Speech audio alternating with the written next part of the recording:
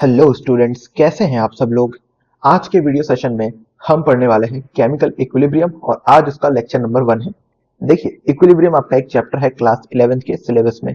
उस चैप्टर को हमने दो पार्ट्स में डिवाइड किया हुआ है। एक है हमारा केमिकल इक्विलिब्रियम और दूसरा है हमारा आयोनिक इक्विलिब्रियम। ठीक है, तो मेरी कोशिश ये रहेगी कि मैं आपको इन दो चैप्टर्स को बड़े आसानी के साथ समझाऊं और जो वीडियो लेक्चर्स में बना रहा हूं उनका ड्यूरेशन भी कम हो। ठीक है, ताकि आपको इन चैप्टर्स को समझने में कोई दिक्कत ना हो और आपका कम समय में कवर भी हो जाए। जैसे ही हम केमिकल इक्विलिब्रियम कवर कर लेंगे पूरा, क्योंकि देखो यार, आज तो लेक्चर नंबर 1 है। केमिकल इक्विलिब्रियम कवर करने के बाद हम आयनिक इक्विलिब्रियम को पढ़ने वाले हैं और जैसे ही हम आयनिक इक्विलिब्रियम खत्म करेंगे वैसे ही हम आपको एनसीईआरटी के एक्सरसाइजेस का वीडियो सॉल्यूशन प्रोवाइड करेंगे। ठीक है, तो आइए आज के क्लास को स्टार्ट करते हैं।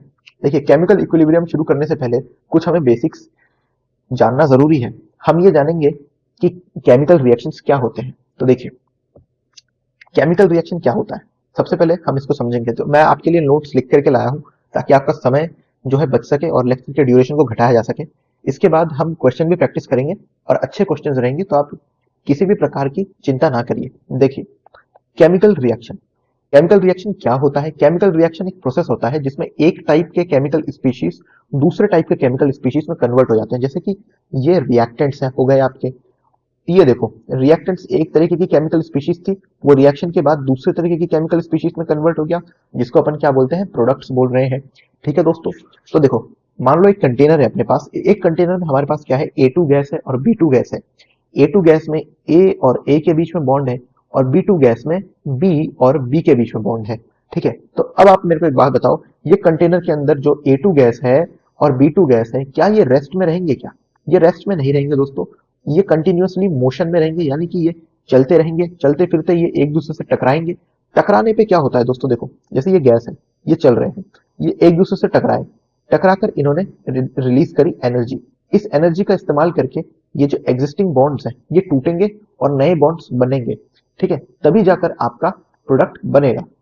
तो समझ गए आप, ये गैस A2 गैस और ये B2 गैस, ठीक है, ये कंटेनर के अंदर बंद है। A2 गैस में A और A के बीच में बॉन्ड है, B2 गैस में B और B के बीच में बॉन्ड है। क्या ये रेस्ट में रहेंगे? क्या कंटेनर के अंदर नहीं रहेंगे, ये मोशन में रहेंगे। तो ये जब मोशन में रहेंगे तो कंटिन्यूअसली चलते रहेंगे, चलते चलते ये एक दूसरे से टकराएंगे। टकराने के बाद ये एनर्जी रिलीज करेंगे और ये एनर्जी का इस्तेमाल करके एग्जिस्टिंग बॉन्ड्स इनके जो बीच में थे टूटेंगे और नए बॉन्ड्स का फॉर्मेशन होगा ए और बी के अंदर, जिससे आपका प्रोडक्ट आपको मिलने वाला है। समझ गए दोस्तों, तो नए बॉन्ड्स बनने के लिए पुराने बॉन्ड्स का टूटना बहुत ज्यादा जरूरी होता है दोस्तों। ये रियल लाइफ एग्जांपल से भी आप समझ सकते हैं, है ना। तो देखो, chemical reaction is a process in which one type of chemical species get converted into other type of chemical species। समझ गए कि रिएक्टेंट जो है आपका प्रोडक्ट में कन्वर्ट होने वाला है। ठीक है, कैसे कन्वर्ट होता है, reactant molecules collide with each other which result in formation of product. सही बात है, मैंने आपको बताया, टकरा के एनर्जी छोड़ेंगे, उस एनर्जी का इस्तेमाल करके इनके बीच के बॉन्ड्स टूटेंगे। जैसे ही इनके बीच के बॉन्ड्स टूटेंगे तो नए बॉन्ड्स का फॉर्मेशन होगा और आपको प्रोडक्ट मिल जाएगा। ठीक है, तो प्रोडक्ट बनने के लिए रिएक्टेंट्स मॉलिक्यूल का कोलाइड होना एक दूसरे के साथ बहुत जरूरी है दोस्तों। समझ गए ना। ठीक है, और देखो, जैसे जैसे आपका समय बीतता चलेगा वैसे वैसे कंसंट्रेशन ऑफ आपका रिएक्टेंट घटता जाएगा और प्रोडक्ट आपका बढ़ता जाएगा। ठीक है, जैसे ही रिएक्शन आपका चलता रहेगा तो आपका प्रोडक्ट का फॉर्मेशन बढ़ेगा और रिएक्टेंट आपका खर्च होता रहेगा। ये बात मैंने यहाँ पे लिख दिया है, देखो। As time increases concentration of reactant decreases and concentration of product increases. आप समझ गए होंगे कि ऐसा क्यों हो रहा है, कि कोई भी रिएक्शन कितनी तेजी से हो रहा है उसको नापने के लिए अपन रेट ऑफ रिएक्शन का इस्तेमाल करते हैं। रेट ऑफ रिएक्शन कैसे अपन इस्तेमाल करते हैं इसका जरा देखो। किसी भी पर यूनिट टाइम में कंसंट्रेशन ऑफ रिएक्टेंट कितना बदल रहा है या फिर कंसंट्रेशन ऑफ प्रोडक्ट कितना बदल रहा है, इस चीज को जब अपन टाइम के साथ चेक करेंगे तो हमारा रेट ऑफ रिएक्शन आ जाएगा। फॉर एग्जांपल देखो, यहाँ पे अपन रिएक्टेंट बी को पकड़ लेते हैं। मान लो इनिशियली जब रिएक्शन शुरू नहीं हुआ था तो बी की कंसंट्रेशन थी 10 मोलर। जब थोड़ी देर बाद हमने चेक करा, मान लो 60 मिनट बाद अपन ने चेक करा, तो 60 मिनट बाद मान लो बी बचा हुआ है 8 मोलर। ठीक है, तो कितना खर्च हो गया भाई आपका, 2 मोलर आपका खर्च हो गया मान लो। ठीक है, तो हमको रेट ऑफ रिएक्शन अगर चेक करना हुआ तो अपन क्या करते हैं, change in concentration of reactant देखते हैं पर यूनिट टाइम। टाइम कितना दिया हुआ है 60 मिनट, तो 60 मिनट को यहाँ पे नीचे रख दो यार, ठीक है। और चेंज कितना होता है, फाइनल माइनस इनिशियल, तो ये फाइनल 8 मोलर माइनस 10 मोलर, ये जब आप करोगे तो आपका माइनस में आंसर आ जाएगा कितना, 6/60। ये जो माइनस साइन है ना, यहाँ पे क्या बता रहा है पता है, कि ये चीज कम हुई है समय के साथ। इस नेगेटिव साइन का सिग्निफिकेंस रिएक्टेंट्स के लिए ये है कि ये रिएक्टेंट जो है भाई समय के साथ घटा है, ठीक है ना भाई। तो ये नेगेटिव साइन का सिग्निफिकेंस है कि ये समय के साथ घट रहा है, घट रहा है। अब देखो आपका प्रोडक्ट है, ये इनिशियली मान लो इनिशियली ये 0 था, ठीक है। 60 मिनट बाद जब हमने इसको चेक करा, मान लो इसकी कंसंट्रेशन 2 मोलर हो गई। अगर इसके टर्म्स में, प्रोडक्ट के टर्म्स में रेट ऑफ रिएक्शन लिखना पड़ेगा, ठीक है, तो पर यूनिट टाइम कितने में चेक कर रहे हैं अपन, 60, ठीक है। तो चेंज इन कंसंट्रेशन क्या आया, फाइनल माइनस इनिशियल, यानी 2 माइनस 0। जब आप इसको लिखोगे तो 2/60, देखो इसके सामने कुछ नहीं है, मतलब पॉजिटिव का साइन है। ये आपको ये बता रहा है कि कंसंट्रेशन ऑफ प्रोडक्ट समय के साथ साथ बढ़ रहा है, समझ गए ना। जब आप रिएक्टेंट्स की रेट ऑफ रिएक्शन लिखोगे तो नेगेटिव साइन आएंगे उनके आंसर के आगे। नेगेटिव साइन यही बताएगा कि ये समय के साथ घट रहा है, और जब आप प्रोडक्ट के रिस्पेक्ट में चेक करोगे रेट ऑफ रिएक्शन, तब आपको आंसर पॉजिटिव में मिलेगा। पॉजिटिव का सिग्निफिकेंस ये है कि भाई ये समय के साथ बढ़ा है, समझ गए। ये स्लाइड मेरे हिसाब से आपको क्लियर होएगा, है ना। तो देखो दोस्तों, अब हम समझते हैं लॉ ऑफ मास एक्शन को। Law of mass action Guldberg और वागे ने दिया था। लॉ ऑफ मास एक्शन आपसे क्या कहता है, अच्छे से समझना। देखो यहाँ पे एक हाइपोथेटिकल केमिकल इक्वेशन आपको दिया हुआ है, ठीक है। A moles of A gas reacts with B mole of B gas to give us C moles of C gas and D moles of D gas, ठीक है। इसके लिए अगर रेट ऑफ रिएक्शन आपको लिखना पड़ेगा तो कैसे आप लिखोगे, किसी भी रिएक्शन का रेट ऑफ रिएक्शन आपको लिखना पड़े तो rate of reaction directly proportional to active masses of reactants raise to power of the stoichiometric coefficient. तो रिएक्टेंट्स यहाँ पे क्या है, ए और बी है। ये स्क्वायर ब्रैकेट का मतलब होता है एक्टिव मासेस। इसको जनरली अपन, हमेशा नहीं, जनरली अपन कंसंट्रेशन की यूनिट मानते हैं। कंसंट्रेशन में भी कौन सी, मोलारिटी की, ठीक है, मोलारिटी, है ना। तो यहाँ पे देखो रिएक्टेंट्स क्या है, ए और बी है, तो ये एक्टिव मासेस ऑफ ए और बी रख दिया। इसके बाद इनका स्टोइकियोमेट्रिक कोफिशिएंट आपने पावर में लगा दिया, जैसे ए का स्मॉल ए था, बी का स्मॉल बी था, समझ गए दोस्तों। Rate of reaction directly proportional to active masses of reactant raise to power of their stoichiometric coefficient. अब आप एक काम करो, ये जो है आपका प्रोपोर्शनलिटी साइन, इसको जब आप हटाओगे तब एक कांस्टेंट का इंट्रोडक्शन आप करते हो, जिसको अपन ने यहाँ पे के बोला है, यानी कि रेट कांस्टेंट। और फिर इसके बाद वाला पार्ट आपका एज इट इज आ जाएगा, कंसंट्रेशन ऑफ ए की पावर स्मॉल है, कंसंट्रेशन ऑफ बी की पावर में स्मॉल बी। तो ये आपका रेट ऑफ रिएक्शन, कैसे आप लॉ ऑफ मास एक्शन के इस्तेमाल से लिख सकते हो वो हमने लिख दिया है। आओ एक बार स्टेटमेंट पढ़ लेते हैं।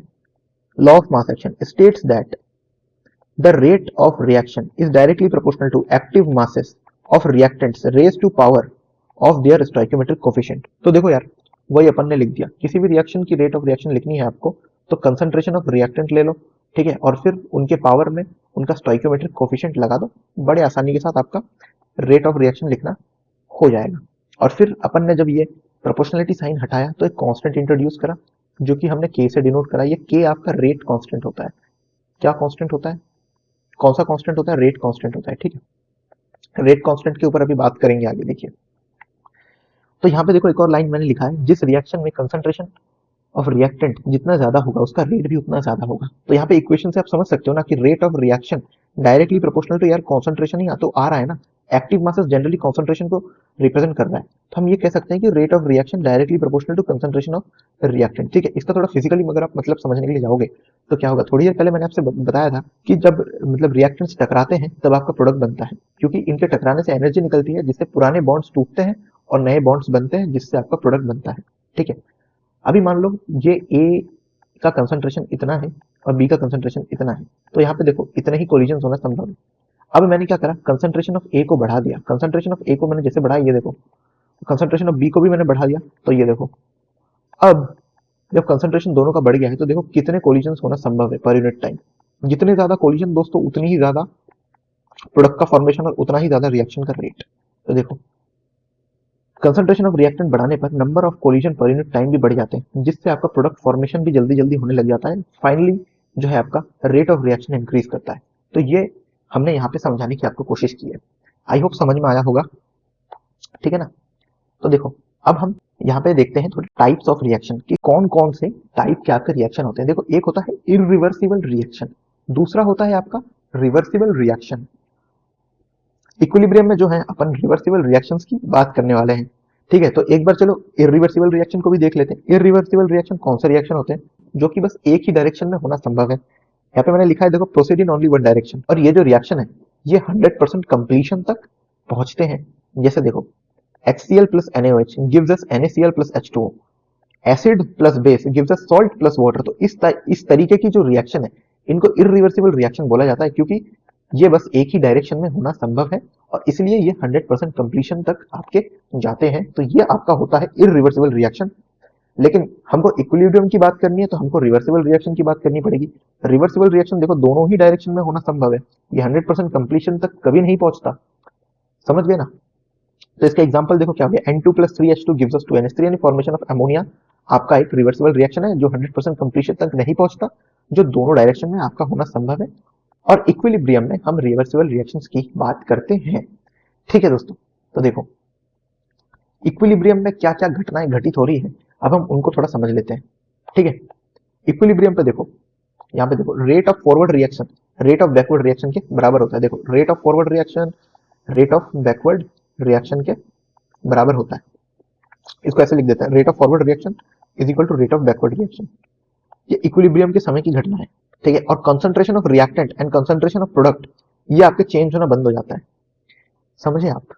तो जब आपका इक्विलिब्रियम अचीव होगा तो रेट ऑफ फॉरवर्ड रिएक्शन, मतलब जिस गति से फॉरवर्ड रिएक्शन चल रही है उतने ही गति से आपकी बैकवर्ड रिएक्शन चलेगी। समझ गए? और कंसंट्रेशन कंसंट्रेशन रिएक्टेंट का और कंसंट्रेशन प्रोडक्ट का ये चेंज होना बंद हो जाता है जब आपका इक्विलिब्रियम अचीव हो जाता है। तो देखो, अगर मैं रेट ऑफ रिएक्शन का ग्राफ टाइम के रिस्पेक्ट में प्लॉट करता हूं तो क्या आता है, जैसे ये रेट ऑफ फॉरवर्ड रिएक्शन है मान लो इस तरीके से, और ये रेट ऑफ बैकवर्ड रिएक्शन मान लो इस तरीके से बढ़ा, और एक समय बाद देखो यहाँ पे ये इंटरसेक्ट होता हुआ आपको दिख रहा है ना। तो मतलब यहाँ पे आपका इक्विलिब्रियम अचीव हुआ है, समझ में आपको, इस पर्टिकुलर टाइम पे आपका इक्विलिब्रियम अचीव हुआ है और यहाँ से लेकर के इसके बाद तक पूरा इक्विलिब्रियम है। तो मतलब यहाँ पर आपका जो रेट ऑफ फॉरवर्ड रिएक्शन है वो रेट ऑफ बैकवर्ड रिएक्शन के बराबर हो गया है।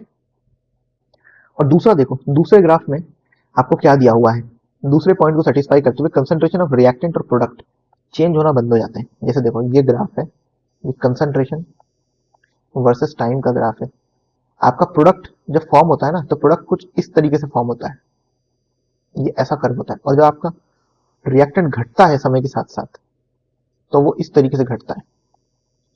अब जब इक्विलिब्रियम आएगा, देखो जब इक्विलिब्रियम आएगा तो कंसंट्रेशन ऑफ प्रोडक्ट और रिएक्टेंट चेंज होना बंद हो जाएंगे। तो ये जो आपका प्रोडक्ट है ऊपर वाला, मैं लिख देता हूँ, ये प्रोडक्ट है ये रिएक्टेंट है। तो यहाँ पे आप देखो एक पर्टिकुलर समय पे ये चेंज होना बंद कर दिया है। इस पर्टिकुलर देखो इस पॉइंट पे आकर के कंसंट्रेशन ऑफ प्रोडक्ट और चेंज नहीं हो रही, और ये कंसंट्रेशन ऑफ रिएक्टेंट जो है इस पर्टिकुलर पॉइंट के बाद आके देखो आपका चेंज होना बंद कर दिया। तो देखो ये जो पॉइंट आपका आया टाइम एक्सिस पे, ये रहा इधर, यहाँ पे कंसंट्रेशन ऑफ प्रोडक्ट और कंसंट्रेशन ऑफ रिएक्टेंट दोनों ही आपके चेंज होना बंद हो गए हैं, दोनों ही आपके कांस्टेंट है। तो ये जो पर्टिकुलर पॉइंट है यहाँ पर इस समय पर आपका इक्विलिब्रियम अचीव हुआ है। समझ गए दोस्तों? तो ये देखो कंसंट्रेशन ऑफ रिएक्टेंट घटेगा, कंसंट्रेशन ऑफ प्रोडक्ट समय के साथ बढ़ेगा, और ये दोनों ही ग्राफ्स यहाँ पे देखो इस पर्टिकुलर पॉइंट पे आकर के चेंज होना बंद हो गया है। तो इस पर्टिकुलर पॉइंट पे आपका इक्विलिब्रियम अचीव हो जाएगा। तीसरा ग्राफ देखते हैं दोस्तों, इसमें भी देखिए कॉन्सेंट्रेशन वर्सेस टाइम का ग्राफ है। तो ये देखो कॉन्सेंट्रेशन ऐसे करके वेरी हो रही है, यहाँ पे जाकर देखो कॉन्सेंट्रेशन आपका चेंज होना बंद हो गया, यहाँ पर भी जाकर देखो आपका कॉन्सेंट्रेशन चेंज होना बंद हो गया। मतलब इक्विलिब्रियम आपके इस समय पे इक्विलिब्रियम अचीव हो रहा है। ठीक है, जैसे देख लो, जब आप इसको ऐसे बनाओगे इसको ऐसे बनाओगे तो ये देखो पर्टिकुलर पोजीशन पे जाकर के आपका ये जो कॉन्सेंट्रेशन है ये चेंज होना बंद हो गया। तो जहाँ पे कॉन्सेंट्रेशन चेंज होना बंद हो गया उस पॉइंट पर आपका इक्विलिब्रियम अचीव हो गया। यानी जब इक्विलिब्रियम आपका अचीव होगा, rate of forward reaction rate of backward reaction आपके बराबर होंगे, और कॉन्सेंट्रेशन ऑफ रिएक्टेंट और कॉन्सेंट्रेशन ऑफ प्रोडक्ट आपके चेंज होना बंद हो जाएंगे। समझ में आ गया दोस्तों ये ग्राफ का खेल क्या था? अब आप देखो, जैसा कि मैंने बोला rate of forward reaction rate of backward reaction के बराबर हो जाएगा। तो देखो रेट ऑफ फॉरवर्ड रिएक्शन और बैकवर्ड रिएक्शन लिखते किस तरीके से हैं, तो ये जो हमारे पास ये एक हाइपोथेटिकल केमिकल इक्वेशन है, इसके हिसाब से अगर मैं रेट ऑफ फॉरवर्ड रिएक्शन लिखूं तो कैसे लिखूंगा, लॉ ऑफ मास एक्शन के हिसाब से। कलर दूसरा ले लेता हूँ, लॉ ऑफ मास एक्शन के हिसाब से जैसे रेट ऑफ फॉरवर्ड रिएक्शन अगर मैं लिखना चाहूँ, ठीक है, तो अगर ये रिएक्शन फॉरवर्ड डायरेक्शन में चल रही है तो मतलब ये LHS से RHS की तरफ चल रही है। तो इस केस में इसके जो रिएक्टेंट्स होंगे ना वो ये A होएगा और B होएगा। ठीक है, जिधर की तरफ देखो, मेरी बात सुनो, जिधर की तरफ एरो होता है ना, जिधर की तरफ एरो होता है उस तरफ आपका प्रोडक्ट होता है। ठीक है, ये ध्यान रखना, जिधर की तरफ एरो उधर की तरफ प्रोडक्ट, ये सी और डी आपके प्रोडक्ट है फॉरवर्ड रिएक्शन का केस में, ठीक है। और रिएक्टेंट आपके क्या हो जाएंगे, ए और बी। तो इसका लॉ ऑफ मास एक्शन के हिसाब से इसका रेट ऑफ रिएक्शन अगर मैं लिखना चाहूँ फॉरवर्ड डायरेक्शन में, तो ये आपका क्या आ जाएगा, इज इक्वल टू के, यानी कि रेट कांस्टेंट। रेट कांस्टेंट किसका, फॉरवर्ड रिएक्शन का। कंसंट्रेशन ऑफ रिएक्टेंट लिखूं ए, उसका मतलब पावर में मैं उसके स्टोइकियोमेट्रिक कोएफिशिएंट ए को रखूंगा, concentration of B raise to power stoichiometric coefficient. तो ये मैंने रेट ऑफ फॉरवर्ड रिएक्शन लिख दिया। अब देखो भाई, मेरे को लिखना है रेट ऑफ बैकवर्ड रिएक्शन, क्योंकि ये रिएक्शन दोनों तरफ हो रही है, यहां भी हो रही है यहां भी हो रही है, तो मैं दोनों साइड का रेट लिख सकता हूँ, क्योंकि इन रिएक्शंस में इक्विलिब्रियम स्टेब्लिश होती है, तो दोनों साइड होते हैं। तो अगर मैं बैकवर्ड साइड की रिएक्शन को देख रहा हूं, तो देखो जहां एरो वहां प्रोडक्ट, तो मतलब रिएक्टेंट्स आपके सी और डी हो गए। तो बैकवर्ड रिएक्शन का अगर मेरे को रेट ऑफ रिएक्शन लिखना होगा, तो मैं कैसे लिखूंगा, rate constant of backward reaction raise to power C, और इसका स्टोइकियोमेट्रिक कोएफिशिएंट सी, और ये डी, और इसका स्टोइकियोमेट्रिक कोएफिशिएंट क्या हो जाएगा, आपका डी हो जाएगा। दोस्तों समझ में आया आपको कि अपन रेट ऑफ फॉरवर्ड रिएक्शन कैसे लिख सकते हैं और रेट ऑफ बैकवर्ड रिएक्शन कैसे लिख सकते हैं। रेट ऑफ बैकवर्ड रिएक्शन में अपन को रिएक्शन को बैकवर्ड लेके देखना है, जिधर एरो आएगा उधर आपका प्रोडक्ट रहेगा और उसके अपोजिट साइड आपका रिएक्टेंट रहेगा, ठीक है। तो ये सी और डी हमारे इधर रिएक्टेंट है, ठीक है, समझ गए होगे शायद। अब देखो ये एक टर्म है के इक्विलिब्रियम, यानी कि इक्विलिब्रियम कांस्टेंट। किसी भी रिएक्शन का, किसी भी रिवर्सिबल रिएक्शन का अगर आपको इक्विलिब्रियम कांस्टेंट लिखना हुआ ना, तो आप क्या करते हो पता है, जैसे के इक्विलिब्रियम मतलब equilibrium constant of this particular reaction, तो आप क्या करते हो, rate constant of forward reaction को रेट कांस्टेंट बैकवर्ड रिएक्शन से डिवाइड कर देते हो, यानी कि के एफ बाई के बी, यानी rate constant of forward reaction divided by rate constant of backward reaction. जब आप ये चीज करोगे तो पता है आपको क्या मिलेगा। अगर मैं डायरेक्ट लिख दूं, देखो डायरेक्ट लिख के एक बार बता रहा हूँ, फिर मैं आपको अच्छे से लिख के बताऊंगा कि ये असल में आया कहां से, है ना दोस्तों। तो देखो मैं डायरेक्ट लिखूंगा तो क्या लिखूंगा, equilibrium constant of any reaction is equal to concentration of product. Concentration of product, जैसे अपन रिएक्शन लिखते हैं तो नॉर्मली अपन रिएक्शन को ऐसे ही अज्यूम करते हैं ना, कि रिएक्शन यहां से लेकर के ऐसे चल रही है, ठीक है। तो के इक्विलिब्रियम लिखते टाइम अपन को नॉर्मली अज्यूम करना है कि रिएक्शन भाई मतलब फॉरवर्ड डायरेक्शन में चल रही है, तो अपन क्या बोलेंगे, कंसंट्रेशन ऑफ प्रोडक्ट, प्रोडक्ट क्या है C, raise to power of stoichiometric coefficient जो कि है सी, और प्रोडक्ट में आपका डीवी है, तो डी की कंसंट्रेशन और उसके पावर में उसका stoichiometric coefficient small D divided by reactant की कंसंट्रेशन रेज टू पावर उसकी स्टोइकियोमेट्रिक कोएफिशिएंट। कुछ इस तरीके से मैं इसको लिख दूंगा, समझ में आ गया कैसे लिखा अपन ने। किसी भी रिएक्शन का अगर आपको इक्विलिब्रियम कांस्टेंट लिखना हो, किसी भी रिवर्सिबल रिएक्शन का आपको इक्विलिब्रियम कांस्टेंट लिखना हो, तो आप क्या करोगे, के एफ बाई के बी कर दोगे, यानी कि rate constant of forward reaction divided by rate constant of backward reaction. अब इन दो इक्वेशंस का इस्तेमाल करके हमने ये चीज करी है, तो कैसे करी है वो आप जरा देखो। इसको मैं यहां से कॉपी कर लेता हूं, तो देखिए यहां से अपन के एफ निकालने का सोचते हैं, क्योंकि आपको इक्विलिब्रियम कांस्टेंट लिखने के लिए के एफ बाई के बी करना पड़ेगा। तो ध्यान से देखो अब इस चीज को, के एफ आपका क्या हो जाएगा, rate of forward reaction divided by concentration of A की पावर में ए, कंसंट्रेशन ऑफ बी की पावर में बी, और के बी लिखना पड़ेगा, तो क्या आपका हो जाएगा ये rate of reaction backward, concentration of C की पावर में सी, कंसंट्रेशन ऑफ डी की पावर में डी। अब देखो भाई, rate of forward reaction K F, इसको लिखने के लिए आप क्या करने वाले हो, rate of forward reaction divided by concentration of A की पावर में ए और कंसंट्रेशन ऑफ बी की पावर में बी, डिवाइड करोगे के बी से। के बी आपका क्या है, rate of backward reaction divided by concentration of C की पावर में सी और कंसंट्रेशन ऑफ डी की पावर में डी। समझ गए। अब देखो ये जो डिनोमिनेटर है ये ऊपर जाकर न्यूमरेटर बन जाएगा, तो क्या हालत होने वाली है इसकी जरा देखो। अगर मैं इसको यहां से हटाता हूं, ठीक है, और अच्छे से अगर मैं इसको लिखूं, तो आप ये पाओगे कि रेट ऑफ बैकवर्ड रिएक्शन आपका डिनोमिनेटर में रहा और कंसंट्रेशन ऑफ सी की पावर में सी और कंसंट्रेशन ऑफ डी की पावर में डी आपका ऊपर चला गया है। थोड़ा रीअरेंज कर लूं चीजों को, हाँ। अब देखो क्योंकि रिएक्शन इक्विलिब्रियम में है, तो rate of forward reaction rate of backward reaction के बराबर हो जाएगा, यानी कि ये दोनों यहां से आपके कैंसिल आउट हो जाएंगे, और आपका के एफ बाई के बी क्या आ जाएगा, कंसंट्रेशन ऑफ सी की पावर में C into concentration of D की पावर में D upon concentration of A की पावर में A multiplied with concentration of B की पावर में बी। तो देखो यार, क्या ये चीज इसके इक्वल नहीं आ गया जो हमने यहाँ पे लिखा था, ठीक है। तो ये तो मैंने आपको थोड़ा सा के एफ और के बी के टर्म्स में वैल्यूज रख के लिख के दिखाया कि यार ये चीज कैसे आई है ना। लेकिन इतनी बड़ी लंबी चौड़ी कैलकुलेशन करने की कोई जरूरत नहीं है। बस एक चीज आप ये ध्यान रख लेना कि के इक्विलिब्रियम यानी इक्विलिब्रियम कांस्टेंट अगर आपको लिखना है तो rate constant of forward reaction को rate constant of backward reaction से डिवाइड कर दोगे, ठीक है। इज इक्वल टू आप क्या लगाओगे, मान लोगे कैसे लिखोगे, मान लोगे ये रिएक्शन फॉरवर्ड डायरेक्शन में चल रहा है तो concentration of product raise to power of the stoichiometric coefficient divided by concentration of reactants raise to power of their stoichiometric coefficient. समझ गए भाई लोग इक्विलिब्रियम पे क्या क्या कहानी हो रही है। Rate of forward reaction is equal to rate of backward reaction, मैंने आपको लिखना सिखा दिया। कंसंट्रेशन ऑफ रिएक्टेंट और प्रोडक्ट इक्विलिब्रियम पे चेंज होना बंद हो जाता है। देखो यहाँ पे चेंज होना बंद हो गया तो यहाँ पे इस पर्टिकुलर पॉइंट पे आपका इक्विलिब्रियम आ गया। Rate of forward reaction rate of backward reaction जहाँ पे ये दोनों बराबर हो जाते हैं यहाँ पे आपका इक्विलिब्रियम आ जाता है। समझ गए। अब थोड़ी सी चीजें देख लो। इक्विलिब्रियम कांस्टेंट के इक्विलिब्रियम, इसके बारे में हम थोड़ा बातचीत कर लेते हैं। ये जो के इक्विलिब्रियम है ना, ये बस टेम्परेचर के ऊपर डिपेंड करता है। अगर आप टेम्परेचर चेंज करोगे तो ही ये बदल सकता है, वरना कभी भी ये नहीं बदलेगा। अगर आप रिएक्टेंट की कंसंट्रेशन चेंज करते रहो, प्रोडक्ट की कंसंट्रेशन चेंज करते रहो तो भाई पे कोई फर्क नहीं पड़ने वाला है। ये सिर्फ टेम्परेचर की बात मानता है। अगर टेम्परेचर चेंज हो रहा है तो ये भी चेंज हो जाएगा।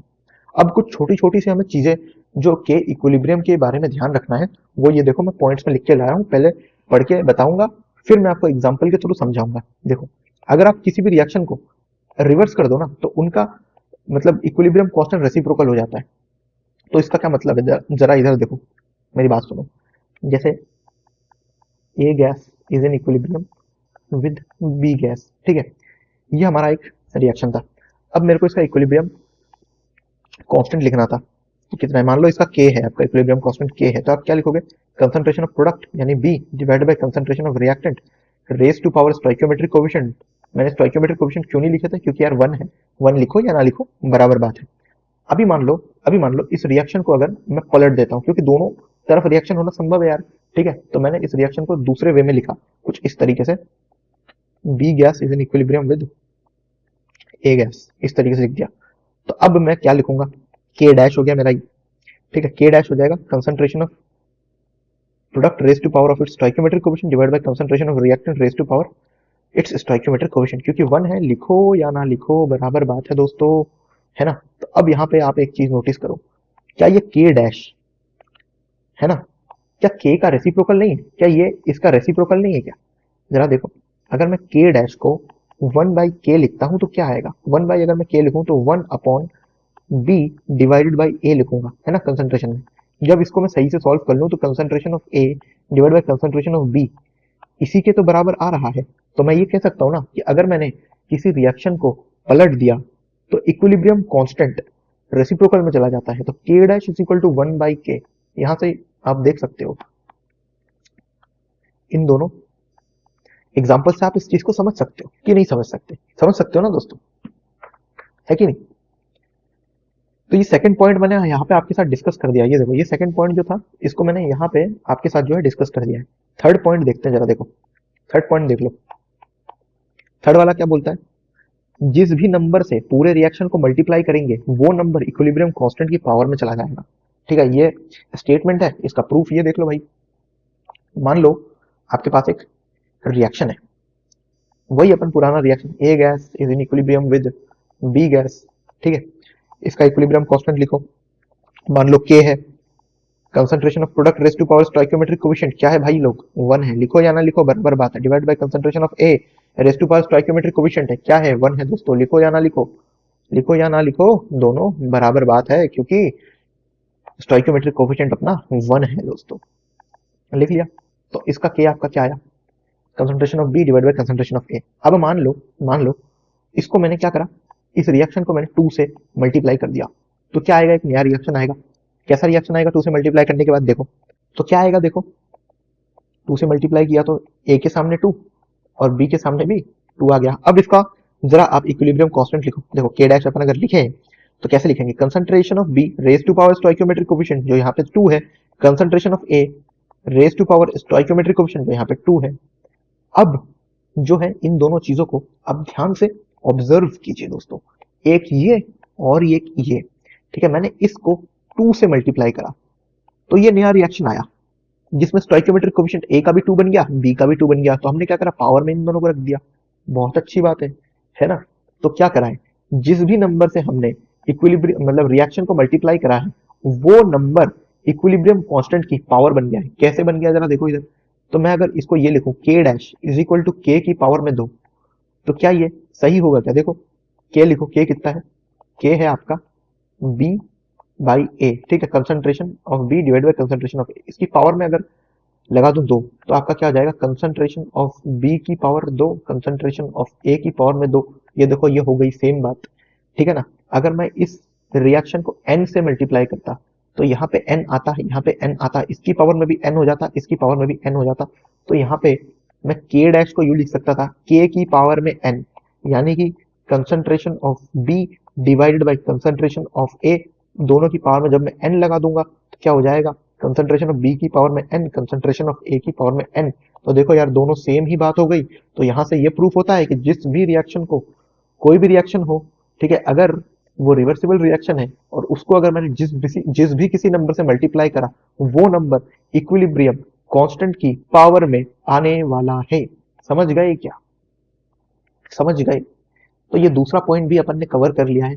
और यार देखो मेरी बात सुनो, इसके ऊपर ना अपन क्वेश्चन भी सॉल्व करने वाले हैं। तो अभी अगर किसी को थोड़ा कम भी समझ में आ रहा है ना, तो टेंशन मत लो यार, अच्छे से समझ में आएगा। ये देखो मैं आपके लिए ना यहाँ पे देखो क्वेश्चंस बहुत सारे मैं लेकर के आया हूँ, ठीक है ना। तो इन सारे क्वेश्चंस को अपन सॉल्व करेंगे आज के सेशन में। तो टेंशन लेने की कोई बात नहीं है, 2 और पॉइंट्स है, उसके बाद अपन क्वेश्चन करना शुरू करेंगे। देखो यहाँ पे आपसे फोर्थ नंबर का पॉइंट क्या कहता है? फोर्थ नंबर का पॉइंट कहता है कि दो रिएक्शन को, देखो दो रिएक्शन को प्लस किया तो इक्विलिब्रियम कांस्टेंट मल्टीप्लाई हो जाएंगे। तो आओ भैया दो रिएक्शन लेते और उनको प्लस करते। पहले पहला रिएक्शन देखो भाई, पहला रिएक्शन देखो क्या रहेगा आपके पास। पहला रिएक्शन है मान लो, ठीक है, A is in equilibrium with B, और इसका इक्विलिब्रियम मतलब कांस्टेंट अगर मैं लिखूं, मान लो के 1 है, तो मैं क्या लिखूंगा भाई? Concentration of B divided by concentration of A raise to power stoichiometric coefficient, जो कि 1 है। लिखो या ना लिखो बराबर बात है। दूसरी रिएक्शन में अगर लूं, देखो भाई दूसरी रिएक्शन में लेता हूं आपका क्या, B is in equilibrium with C. तो इसका अगर मैं इक्विलिब्रियम मतलब कोएफिशिएंट लिखने के लिए जाऊं तो K2, सॉरी इक्विलिब्रियम कोएफिशिएंट नहीं, इक्विलिब्रियम कांस्टेंट, यानी कि K2 is equal to concentration of C divide by concentration of B raise to power stoichiometric coefficient, है ना। अब ये देखो, ये दो दो रिएक्शन है, मैं इनको करने वाला हूं प्लस, ठीक है, इनको मैं करने वाला हूं क्या, इनको मैं करूंगा प्लस। जब मैं इनको प्लस करता हूं तो ये देखो, ये आपका ये बी है और ये बी है, ये अपोजिट साइड, तो भाई ये हो जाएंगे आपके कैंसिल, ठीक है। कैंसिल होके आपका क्या आ जाएगा? A is in equilibrium with C, कुछ इस तरीके से। तो ये देखो, ये बी से ये बी कटा, तो A is in equilibrium with C, ये मेरा तीसरा रिएक्शन होएगा। तीसरा रिएक्शन में इसका K3 में क्या लिखूंगा? Concentration of C divided by concentration of A, ठीक है। अब मेरी बात जरा ध्यान से सुनो, ये पहला रिएक्शन था, थोड़ा अच्छी हैंडराइटिंग में लिख देता हूँ यार। ये मेरा पहला रिएक्शन था, ये मेरा दूसरा रिएक्शन था, दोनों के एडिशन से भाई मेरे को ये तीसरा रिएक्शन मिलता है। और मैंने क्या बोला था? इसका इक्विलिब्रियम कांस्टेंट K3 है। तो K3 को अपन ऐसे भी लिख सकते हैं ना, रिएक्शन को देखो, ये जो रिएक्शन है, ये जो रिएक्शन है, इनको प्लस करा है, इनको प्लस करके तीसरा रिएक्शन बनाया। तो तीसरा रिएक्शन का जो इक्विलिब्रियम कांस्टेंट है, वो इक्विलिब्रियम कांस्टेंट जिन दो रिएक्शन को अपन ने प्लस करा उनके प्रोडक्ट के बराबर आएगा। कैसे आएगा जरा देखो भाई, कैसे आएगा? K1 इंटू K2 अगर मैं करता हूं तो मेरे को क्या मिलना चाहिए? Concentration of C divide by concentration of A मिलना चाहिए। आओ K1 इंटू K2 करते। K1 कितना है? Concentration of B by A, concentration of B divide by concentration of A। K2 कितना है? मल्टीप्लाई करो। K2 कितना है? Concentration of C divided by concentration of B। अब देखो B से आपका B कट गया, तो क्या बचा? Concentration of C divide by concentration of A। ये देखो दोनों सेम चीजें है कि नहीं है? ये दोनों सेम चीजें हैं, है कि नहीं है दोस्तों? है ना। तो ये समझे ना कि अगर दो रिएक्शन को प्लस करके कोई तीसरा रिएक्शन बनाओगे आप, तो तीसरे रिएक्शन का जो K3 है, वो जिन दोनों रिएक्शन से आपने उसको प्लस करके बनाया है उसका प्रोडक्ट बन जाएगा, यानी कि K1 इंटू K2 बन जाएगा। समझ में आ गया होगा आई थिंक फोर्थ वाला पॉइंट भी। देखो शुरुआत से एक और बार मैं बता देता हूँ। ये देखो के इक्विलिब्रियम जो है ना, ये इक्विलिब्रियम कांस्टेंट है, इसकी अपन कैरेक्टरिस्टिक्स पढ़ रहे हैं। के इक्विलिब्रियम बस टेम्परेचर की बात मानता है, अगर टेम्परेचर चेंज हो रहा है तभी आपका के इक्विलिब्रियम चेंज होएगा। अदरवाइज आप रिएक्टेंट की कंसंट्रेशन के साथ क्या करते हो? बढ़ाते हो, घटाते हो। प्रोडक्ट की कंसंट्रेशन के साथ आप क्या कर रहे हो? घटा रहे हो, बढ़ा रहे हो। इससे भाई के इक्विलिब्रियम को यानी इक्विलिब्रियम कांस्टेंट को कोई फर्क नहीं पड़ता, ये बस टेम्परेचर के ऊपर डिपेंड करता है। अब टेम्परेचर के ऊपर कैसे डिपेंड करता है ये आगे आने वाले लेक्चर्स में मैं आपको बताऊंगा अच्छे से, ठीक है। लेकिन कुछ बात आपको ध्यान रखनी पड़ेगी कि अगर आप जैसे ये A गिव्स अस B को B गिव्स अस A करोगे तो इसका जो इक्विलिब्रियम कांस्टेंट है ना, ये पहले वाले का रेसिप्रोकल हो जाएगा, ऐसा हो जाएगा ये, ठीक है। K डैश अगर लिखते हो तो 1/K हो जाएगा। और जिस भी नंबर से आप रिएक्शन को मल्टीप्लाई करोगे, फॉर एग्जांपल ये आपका रिएक्शन था, इसको n से मल्टीप्लाई करा तो ये n आ गया, ये भी n आ गया, तो इसका जो इक्विलिब्रियम कांस्टेंट था आपने इसके मल्टीप्लिकेशन से बनाया था, तो ये K डैश आपका जिस नंबर से आपने मल्टीप्लाई करा था ना, वो इक्विलिब्रियम कांस्टेंट की भैया पावर में चला जाएगा। समझ में आ गया? दो रिएक्शन को प्लस करके, दो रिएक्शन को, जैसे एक रिएक्शन था जिस वन जिसका इक्विलिब्रियम कांस्टेंट था K1, ठीक है, दो रिएक्शन को अपन ने प्लस करा, दो रिएक्शन को, ये इसको जिसका इक्विलिब्रियम कांस्टेंट आपका क्या था K1 था, और इसको जिसका इक्विलिब्रियम कांस्टेंट क्या था K2 था, इनको प्लस करके जब अपन तीसरा रिएक्शन बनाते हैं तो ये जो K3 आता है, K3 इन दोनों रिएक्शन के इक्विलिब्रियम कांस्टेंट का मल्टीप्लिकेशन होता है। जब आप रिएक्शन को प्लस करोगे तो उनके इक्विलिब्रियम कांस्टेंट मल्टीप्लिकेशन में आएंगे। चौथा पॉइंट आपसे ये कहता है कि जब आप रिएक्शन को माइनस करोगे तो इक्विलिब्रियम जो कांस्टेंट है वो डिवीजन में चले जाएंगे। कैसे हो जाएंगे जरा देखो भाई, समझा पा रहा हूँ क्या, समझ में आ रहा है क्या? कमेंट सेक्शन में जरूर बताना यार, ठीक है। थोड़ा मैं ये इरेज कर देता हूँ। अब देखो फिफ्थ वाला पॉइंट आपसे क्या कहता है, दो रिएक्शन को माइनस किया तो उनके इक्विलिब्रियम कांस्टेंट डिवाइड होंगे, ठीक है। जरा देखो क्या कहने का तात्पर्य है इससे। फॉर एग्जांपल दो रिएक्शन सबसे पहले लिख लेते हैं। पहला क्या है भाई, पहला है आपका A गिव्स अस B, है कि नहीं, वही अपना पुराना reaction A gives us B। मान लो इसका इक्विलिब्रियम कांस्टेंट K1 है, वो क्या आ जाएगा, concentration of product divide by concentration of reactant, यानी concentration of B by concentration of A। अब मान लो एक मेरे पास दूसरा रिएक्शन है A गिव्स अस C, अब की बार में A गिव्स अस C दोस्तों, सेकंड वाला रिएक्शन। इसका अगर मैं इक्विलिब्रियम कांस्टेंट लिखूं K2, तो K2 मेरा क्या आएगा, कंसंट्रेशन ऑफ प्रोडक्ट की power stoichiometric coefficient divide by concentration of reactant की पावर में स्टोइकियोमेट्रिक कोफिशिएंट। 1 है तो भैया फर्क पड़ता है नहीं, लिखो या ना लिखो बात बराबर है। अब ये देखो A गिव्स अस B को A गिव्स अस A से, sorry A gives us C से मैं माइनस कर देता हूँ। ये माइनस किया, ये माइनस किया, ये कट गया। अब ठीक है, यहाँ पे भी देखो माइनस, तो यहाँ पे प्रोडक्ट की साइड देखो C माइनस में है, इसको रिएक्टेंट साइड लाऊंगा तो ये C प्लस का हो जाएगा, ये इक्विलिब्रियम में B के साथ चला जाएगा। समझ में आया क्या किया? एक और बार बता देता हूँ। देखो दो रिएक्शंस थे, दो रिएक्शंस थे, A gives us B, A gives us C, equilibrium पे थे, है कि नहीं। तो इसको हमने क्या करा, माइनस करा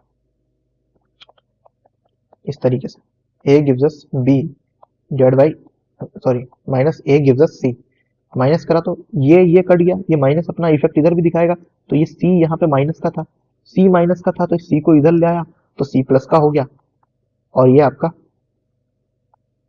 इस तरीके से C is in equilibrium with B आ गया। तो इसका इक्विलिब्रियम कोफिशिएंट अपन, सॉरी इक्विलिब्रियम कांस्टेंट अपन लिखेंगे K3 concentration of B by concentration of C।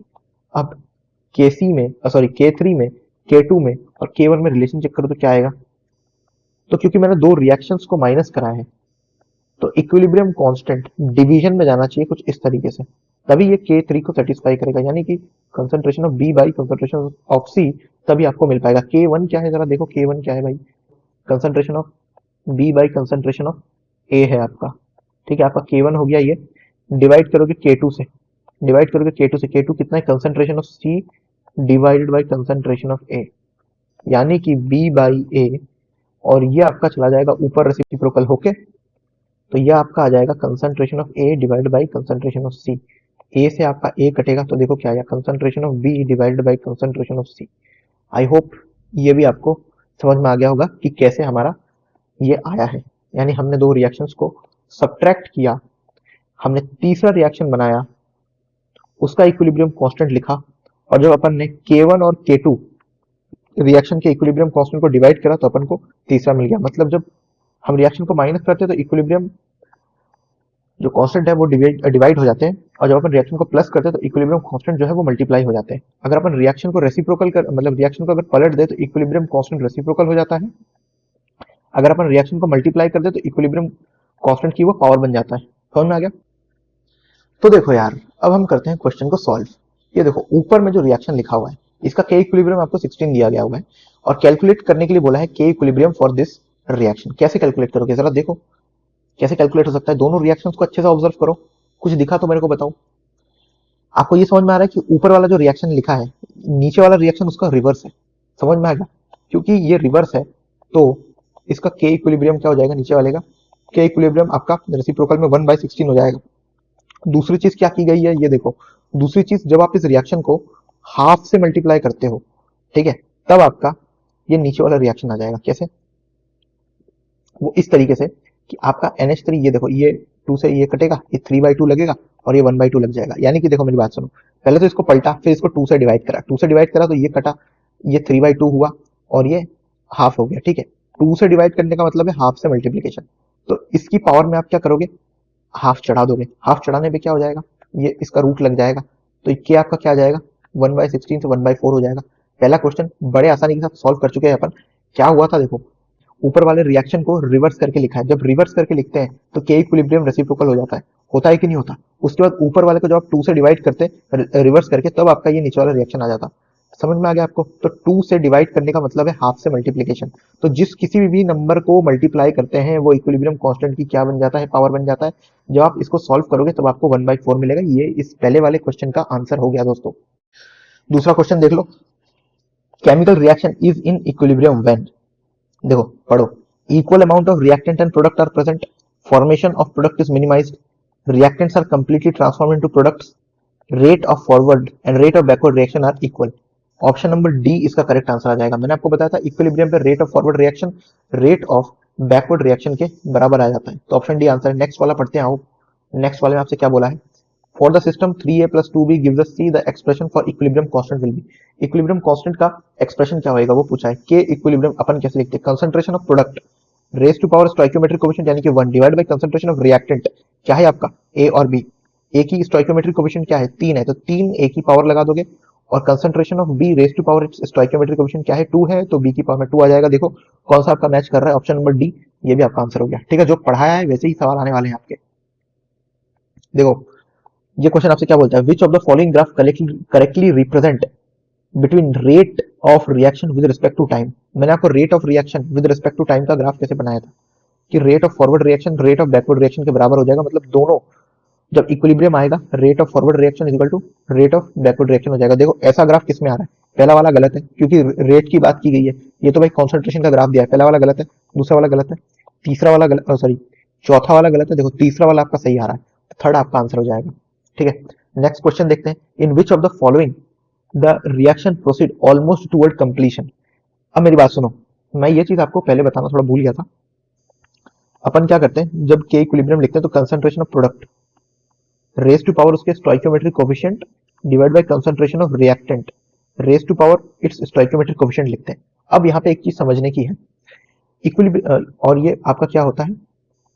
के इक्विलिब्रियम। ठीक है, इक्विलिब्रियम कांस्टेंट की जो वैल्यू है, ये देखो इक्विलिब्रियम कांस्टेंट के इक्यू, ये उतना ही ज्यादा होगा जितना प्रोडक्ट की कंसंट्रेशन ज्यादा होगी। ठीक है, और ये कम उतना ही होगा जितना ये रिएक्टेंट की कंसंट्रेशन ज्यादा होगी। समझ गया ना? तो मतलब K equilibrium directly proportional to concentration of product, आप ये समझ लो, और inversely proportional to concentration of reactant, है ना भाई? अब सुनो, यहाँ पे मजे की बात क्या है, के इक्विलिब्रियम जितना ज्यादा होगा यानी कि प्रोडक्ट भी उतना ज्यादा बड़ा बना होगा, है ना? और जितना ज्यादा प्रोडक्ट बना होगा मतलब वो रिएक्शन उतना ही कंप्लीशन की तरफ गया है। ठीक है, तो इसमें सबसे ज्यादा जो नंबर होगा ना वही आपका आंसर हो जाएगा। जैसे ये देखो k इज इक्वल टू 10⁻3, ये आपका इसका करेक्ट आंसर है क्योंकि अमंग ऑल ऑफ दीज, ठीक है, के सबसे ज्यादा इसी में आ रहा है। तो मतलब यही एक रिएक्शन है जिसमें सबसे ज्यादा प्रोडक्ट बने होंगे, और जिसमें ज्यादा प्रोडक्ट बनेगा वो ज्यादा कंप्लीशन के टुवर्ड जाएगा। तो आंसर आपका डी हो जाएगा। ये जो मैंने चीज बताई है ये आप अपने नोट्स में इंक्लूड कर लेना कि के इक्विलिब्रियम की वैल्यू मतलब कंसंट्रेशन ऑफ प्रोडक्ट के डायरेक्टली प्रोपोर्शनल होता है। तो कंसंट्रेशन ऑफ प्रोडक्ट जितना ज्यादा होगा तो वो मतलब रिएक्शन उतनी ही ज्यादा कंप्लीशन के टुवर्ड गया होगा, है ना दोस्तों? तो डी आपका इस क्वेश्चन का करेक्ट आंसर होने वाला है। तो आइए नेक्स्ट क्वेश्चन को देखते हैं। नेक्स्ट क्वेश्चन आपसे क्या कहता है, जरा ध्यान से देखिए और समझिए। फॉर द रिएक्शन, ये आपको एक रिएक्शन लिखा हुआ है, if the equilibrium constant is Kp then the equilibrium constant for the reaction is, ये देखो ये रिएक्शन है, थोड़ा पेन ले लेता हूँ, ये रिएक्शन है ना, इस रिएक्शन का इक्विलिब्रियम कांस्टेंट है Kp, और पूछा है कि इक्विलिब्रियम कांस्टेंट इस रिएक्शन का, ये जो रिएक्शन है इसका इक्विलिब्रियम कांस्टेंट क्या होगा वो आपसे पूछा है। जरा ऊपर वाले को देखो, ऊपर वाला जो आपका है ना रिएक्शन, उसका मतलब रिवर्स है ये, क्योंकि इसका जो प्रोडक्ट है ये इसके में रिएक्टेंट है, और ये जो आपके रिएक्टेंट है ये इसके में प्रोडक्ट है। दूसरी चीज क्या करी है इन्होंने, दूसरी चीज ये करी है कि ऊपर वाले रिएक्शन को रिवर्स करा और फिर 2 से मल्टीप्लाई कर दिया। तो यानी कि इसका जो मतलब आपका इक्विलिब्रियम कांस्टेंट के डैश आना चाहिए वो आएगा, ऊपर वाले का अगर केपी है तो ये रिवर्स करा तो रेसिप्रोकल में जाएगा, और 2 से मल्टीप्लाई करा तो ये पावर में 2 चला जाएगा। यानी कि आपका आंसर हो जाएगा थर्ड वाला। बड़ा ही आसान सवाल है यार, आराम से देखो समझो इसको। एक और मैं बात बता देता हूँ, देखो इसका पूछा है, इसका दिया हुआ है, कितना दिया हुआ है, केपी दिया हुआ है, केपी है ठीक है। ऊपर ऊपर वाले को ध्यान से देखो और एक बार नीचे वाले को ध्यान से देखो। ऊपर वाला जो है, ऊपर वाले का ये रिवर्स है, ठीक है। इसको जो आपने रिवर्स करा और रिवर्स करके जब आप इसको 2 से मल्टीप्लाई करोगे ना तभी आता है। तो क्योंकि रिवर्स करा इसलिए हुआ क्या, रेसिप्रोकल, केपी दिया हुआ था, 2 से मल्टीप्लाई करना था तो इसकी पावर में 2 लगा दोगे, 1 की पावर 2 तो 1 ही रहेगा, और ये केपी का ऐसा इस तरीके से हो जाएगा स्क्वायर, ठीक है। तो ये थर्ड वाला जो है ना आपका, ये आपका जो है थर्ड वाला, ये आपका करेक्ट आंसर आ जाएगा। समझ गए दोस्तों, थर्ड वाला। ये देखो ये सवाल क्या कहता है, a plus b gives us c plus d if concentration of a is doubled then equilibrium constant के बारे में पूछा है। मैंने क्या बताया था, इक्विलिब्रियम कांस्टेंट बस टेम्परेचर की बात मानता है, ये कंसंट्रेशन और रिएक्टेंट प्रोडक्ट भैया कोई घंटा फर्क नहीं पड़ता इसको। तो अब आप देखो क्या पूछा है आपसे, के equilibrium K C will remain unaffective, option number third लगाओगे। क्या लगाओगे भैया, ऑप्शन नंबर थर्ड लगाओगे, के इक्विलिब्रियम को कंसंट्रेशन ऑफ प्रोडक्ट और कंसंट्रेशन ऑफ रिएक्टेंट से कोई फर्क नहीं पड़ता, ये बस टेम्परेचर पर डिपेंड करता है। और ऐसे सवाल आते हैं यार एग्जाम में, ऐसा नहीं है कि जो मैंने खुद से ऐसे बना के लिख दिए सवाल। दूसरा क्वेश्चन देखो, equilibrium constant KC for the reaction this 49, और आपसे इक्विलिब्रियम कांस्टेंट इस रिएक्शन का पूछा है। पहली बात, ये जो ऊपर रिएक्शन है इसको रिवर्स करके लिखा हुआ है। दूसरी बात, ऊपर वाली रिएक्शन को पहले तो रिवर्स करके लिखा, और ऊपर वाली रिएक्शन का ये आधा है, यानी कि हाफ से मल्टीप्लाई किया है ऊपर वाले रिएक्शन को रिवर्स करके, तब आपका ये रिएक्शन आया है।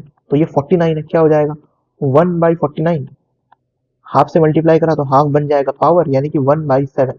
1/7 करके देखो कौन सा आंसर आता है। तो मेरे हिसाब से थर्ड वाला आपका आंसर जाना चाहिए। तो मैं एक बार कंफर्म कर लेता हूँ, रुको मैं एक बार डिवाइड करके देख लेता हूँ 1 से 7 को, कि 1/7 आपका कितना आता है, 1/7 आपका आता है थर्ड वाला, करेक्ट ऑप्शन है आपका। तो देखो पहले वाले को एक और बार देखो, ये पहला वाला है, ये दूसरा वाला है, ये जो भैया दूसरा वाला है ये कैसे आया होगा, पहले वाले से, पहले वाले को रिवर्स करा तो ये 1/49 हो गया।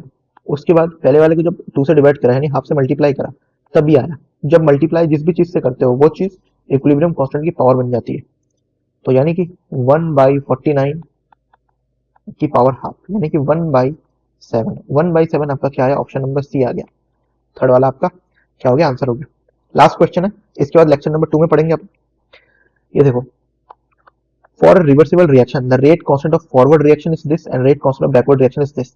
इक्विलिब्रियम कांस्टेंट पूछा है, इक्विलिब्रियम कांस्टेंट के इक्विलिब्रियम मैंने आपको क्या बताया था, rate constant of forward divide by rate constant of backward reaction. तो यहाँ पे क्या है आपका, रेट कांस्टेंट ऑफ फॉरवर्ड आपको दिया हुआ है 2.38 10 की पावर -4 डिवाइड कर दो 8.15 इंटू 10 की पावर -5 से। जब आप इसको डिवाइड करोगे तो आपका जो आंसर है वो आंसर आपका आएगा, आ जाएगा ऑप्शन नंबर बी 2.92 के बराबर। तो भाई इसी के साथ आपका पहला लेक्चर यहीं पे हम फिनिश करते हैं दोस्तों। आने के लिए बहुत बहुत शुक्रिया। अगर यहाँ तक आपने देखा है, जो कि शायद नहीं देखा होगा, ठीक है, बताना अगर यहाँ तक आपने देखा है तो जरूर बताना कि देखा है मैंने एंड तक, है ना। तो अगर आपने देखा है तो जरूर बताना कि हमने एंड तक देखा है, ठीक है। हालांकि इसके 2 लेक्चर्स में और लाऊंगा जिसमें ये आपका केमिकल इक्विलिब्रियम जो है ये फिनिश हो जाएगा। क्वेश्चंस के साथ ला रहा हूँ यार, ठीक है। और ऐसे क्वेश्चंस आप देखोगे आपके कंपेरेटिव एग्जाम्स में, नीट जैसे एग्जाम्स में पूछे जाते हैं यार, ठीक है। तो उसी के हिसाब से मैं प्रिपेयर करके लाता हूँ। मैं नोट्स के थ्रू इसलिए लेके आया क्योंकि यार मेरे को लिखने में थोड़ा कष्ट आ रहा था, तो मैंने सोचा यार नोट्स के थ्रू लेके आता हूँ और बाकी सारी चीजें समझा दूंगा। कैसा लगा बताना, मिलते हैं आपसे नेक्स्ट वीडियो में। ओके, चलो बाय बाय।